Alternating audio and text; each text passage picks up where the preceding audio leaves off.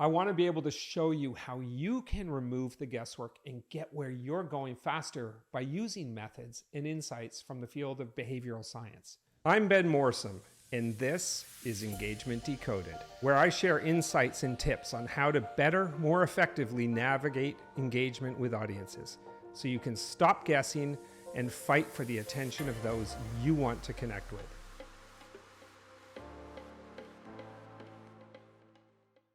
In 1997, the year I founded my company, the Debut Group, I also set out to fulfill a lifelong ambition of becoming a pilot. And I was fortunate to enter into aviation at a time before the GPS was even available for the most part, which meant that I could learn to navigate the old-fashioned way. And little did I know that this would serve my future self so well in business, providing me with a peace of mind when navigating the challenges that would lie ahead. You see, when you train for your pilot's license, you're required to complete 2 solo cross-country trips, each a nerve-wracking but freeing experience. On my very first solo, I was required to fly over 100 miles indirectly to another airport alone, using nothing more than a map, a compass. After I signed it out, I set off toward my destination, tracking the waypoints along the ground. I arrived at that distant airport and I had my logbook signed and stamped, and I felt so proud that I had made it. But about 2/3 of the way home,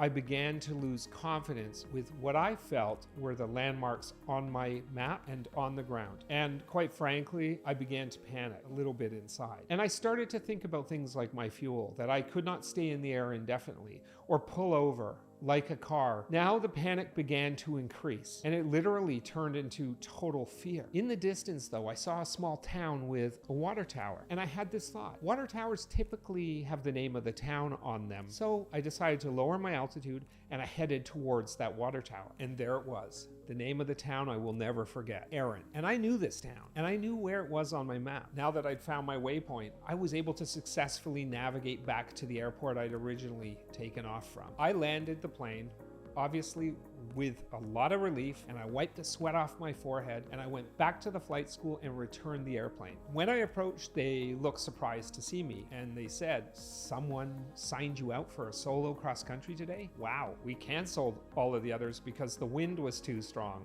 Still, I remain grateful for that experience because it had a more profound effect on my life than I could have imagined. Feeling lost is not just specific to traveling or flying or driving. A lot of us are familiar with at times in our personal lives, family lives, and always in our work lives. Many people, even if they don't feel lost, do spend a lot of their work hours doing what I was doing in the airplane.